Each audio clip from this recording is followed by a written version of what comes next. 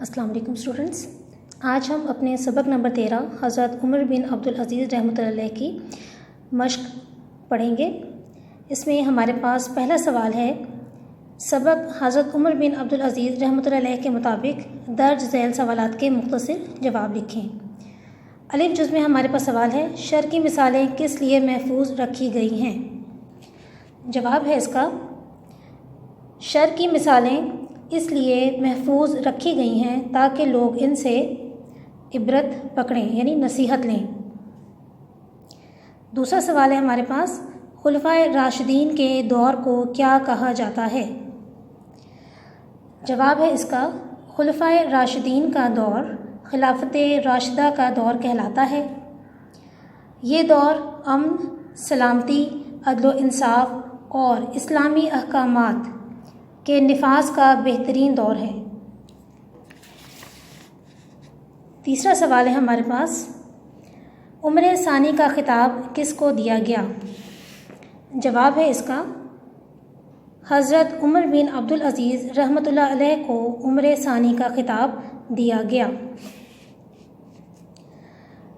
دال جز، خلیفہ منتخب ہونے سے قبل عمر بن عبدالعزیز رحمۃ اللہ علیہ کس طرح کی زندگی گزار رہے تھے؟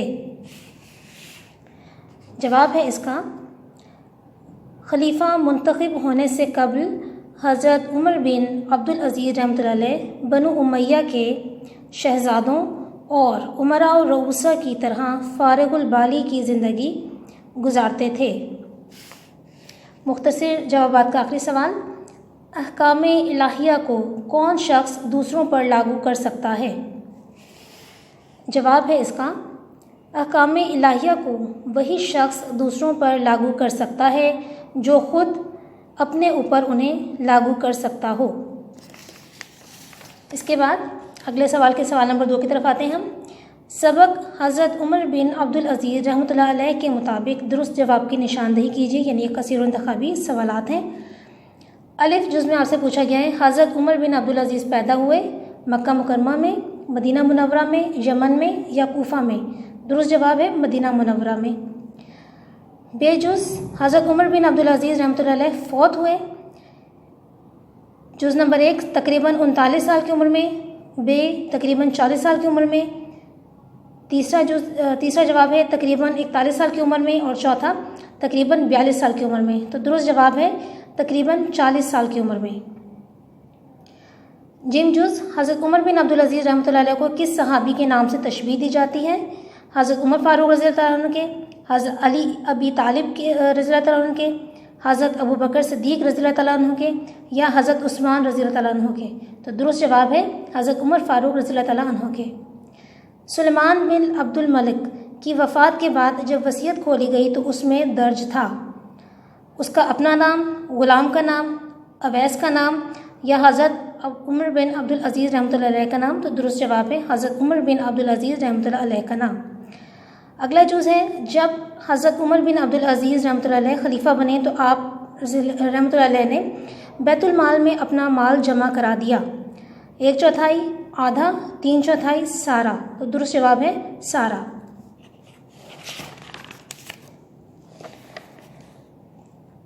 دال جز ہے ہمارے پاس، واو جز ہے، جب حضرت عمر بن عبدالعزیز رحمۃ اللہ علیہ بیمار تھے تو آپ رحمۃ اللہ علیہ نے پہن رکھا تھا ابا، چوغا، میلا کرتا یا صاف کرتا؟ تو جواب ہے میلا کرتا۔ سوال نمبر 3 میں ہمارے پاس ہے، درج ذیل الفاظ و مرکبات کے معنی لکھیے۔ یہ الفاظ معنی ہم سبق کے مطالعے کے دوران بھی پڑھ چکے ہیں۔ خیر و شر، اچھائی اور برائی، عبرت پکڑنا، نصیحت لینا، اعمال، عمل کی جمع یعنی کام، مال و متاع، روپیہ پیسہ، ساز و سامان بھی ہو سکتا ہے اس کا معنی، وقف کرنا، خدا کی راہ میں دینا یا مخصوص کرنا، نادر، قیمتی یا عمدہ۔ چوتھا سوال ہے ہمارے پاس، سبق حضرت عمر بن عبدالعزیز رحمۃ اللہ علیہ کے مطابق الفاظ کو ان کے متضاد الفاظ سے ملائیے۔ 2 سطریں ہیں، ان میں آپ نے متضاد ملانے ہیں۔ پہلا ہے گمراہی، ہدایت، عدل، ظلم، خیر، شر، سچائی، جھوٹ، ابدی، مختصر، اور میلا، اجلا۔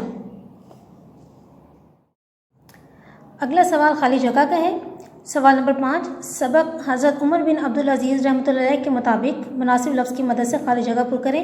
यानी सबक में इन जो अल्फाज इस्तेमाल हुए हैं वही हमने यहाँ पर लिखने हैं। ये दुनिया खैर व शर की लातादाद से भरी पड़ी है। खाली जगह में लफ्ज़ आएगा मिसालों से। बेजुज़ है उन्हें हज़रत उमर फ़ारूक से तशबीह देते हुए का खिताब भी दिया गया। खाली जगह का लफ्ज़ है उम्र सानी। ये हस्ती तारीख़ इस्लाम में हज़रत उमर बिन अब्दुल अज़ीज़ के नाम से जाती है, जानी और पहचानी। हज़रत उमर बिन अब्दुल अज़ीज़ की वालदा माजदा हज़रत उमर फ़ारूक रज़ियल्लाहु अन्हु की थी। खाली जगह में लफ्ज़ आएगा पोती। जब तक मैं खुदा की इताअत करूँ मेरी करो। खाली जगह का लफ्ज़ है इताअत। अगला सवाल है, दर्ज झैल अल्फाज की जमा लिखिए। शक, शुकूक। मिसाल, अमसिला। सिफत, सिफ़ात। अमल, अमाल। खलीफा, खुलफा। और ये देखें आप, मैंने इसके आगे हमज़ा की अलामत नहीं लगाई क्योंकि अब जो तब्दीलियाँ उर्दू ज़बान में हो रही हैं उसके मुताबिक हमज़ा की अलामत यहाँ पर नहीं आएगी। खिदमत, खिदमात। असल, उसूल। इम्तियाज़, इम्तियाज़ात। गलती, अगलात। अगला सवाल जो तलबा और तालिबात ने खुद हल करना है, दर्ज झैल अल्फाज को जुमलों में इस तरह इस्तेमाल करें कि उनका मफ़हूम वाज़ेह हो जाए। पहला लफ्ज़ है जहालत। जुमला आपके इस तरह बन सकता है कि इस्लाम से पहले अरब जहालत में मुब्तला थे। दूसरा लफ्ज़ खुदगर्ज़ी, मुयस्सराना, वसीयत, पेशकश, इताअत और दिलदादा। अब ये भी कह सकते हैं वो क्रिकेट का दिलदादा है।